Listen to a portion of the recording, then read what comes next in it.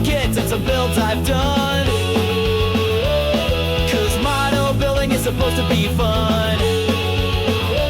So push play and away we go. It's time for the Glue Bomb Show. Yeah, it's time for the Glue Bomb Show. Let's go! Let's go! Let's go! Hey everybody, Dave Weiss here for the Glue Bomb Show. Today I want to just share with you a quick review on a very old kit. This is probably a 50-year-old kit. This is a kit I wanted to get my hands on for years. My friend Bob Evans gave me a bunch of his old kits. They were already pre-built and I had to kind of worked on disassembling them, repainting them, and kind of putting them together. And I finished one. And I wanted to show it to you. I really love how this guy came out. Now, I have to be a little careful because he's not attached to the base yet. And the reason he's not attached to the base yet is because I am going to eventually interlock these bases, and I want to be able to make sure that these guys are all fitting where they need to fit. So I haven't mounted him to the base yet, so as you can see, he pops right off of here. I did do the seams on the head and on the legs and all that, and the body. I puttied the seams. The one thing I did not do is I left the leg joints alone because I know that there's probably some wiggle room in those as well, some areas where they're going to need to be loose, to be posed a little bit. But man, he just came out so nice. I'm so happy with him.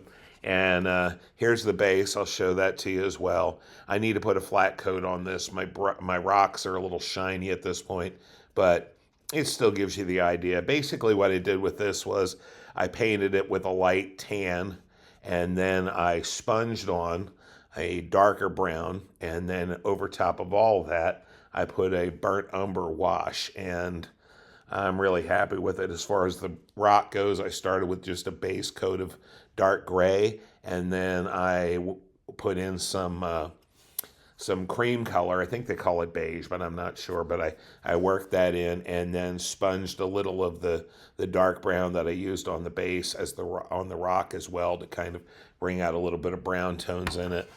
As far as the dinosaur himself, after I reassembled him, puttied all the seams and everything, I did a spray coat over the whole thing of a light gray. And then after I did the light gray, I took a makeup sponge, heart-shaped one. It was really making me feel macho. Just kidding. But seriously, it had a nice point on the end, and I used that to dab in the stripes on the side and on the legs and everything. And then after I did that with a mixture of olive green and black to get this kind of dark reptilian kind of look. I'm actually really happy with the sheen on him. I think that looks pretty reptilian. He doesn't look wet, but he also doesn't look super dried out. And then I detail painted I actually used a metallic gold on the eyes, and I think that came out pretty good.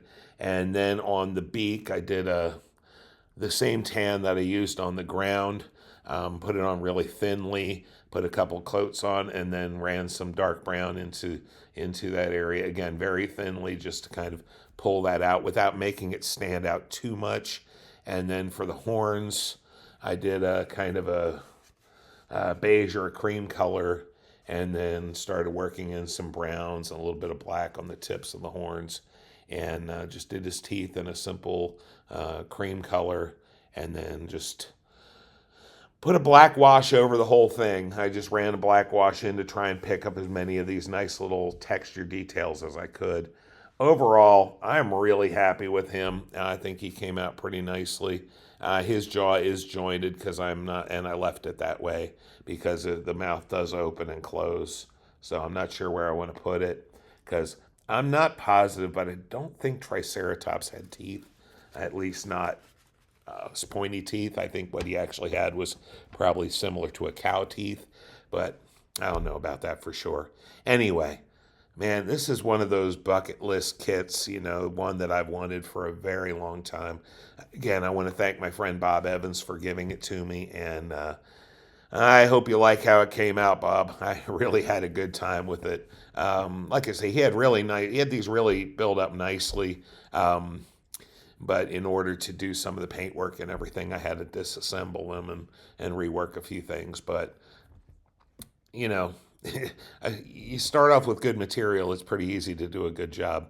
So just again, I want to thank Bob for this, and man, I'm just looking forward to seeing where the rest of them go. So I've got a few group builds and stuff to get on now, so it'll be a little while till you see the next dinosaur, but we'll get on it pretty soon. Also, if you happen to have these, I would love to have the plaque for the Triceratops. If you can get your hands on that or know where you can get your hands on it, please let me know. I'd love to have one. Going to share a few pictures on the end here.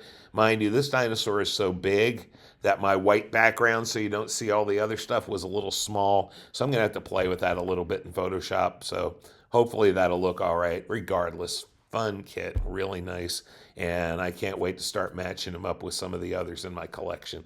All right, take care, guys. Have a great day. Remember, model building's supposed to be fun, so have fun.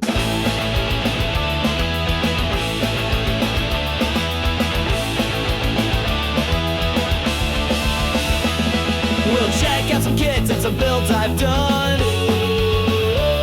'cause model building is supposed to be fun. So push play and away we go. It's time for the Glue Bomb Show. Yeah, it's time for the Glue Bomb Show.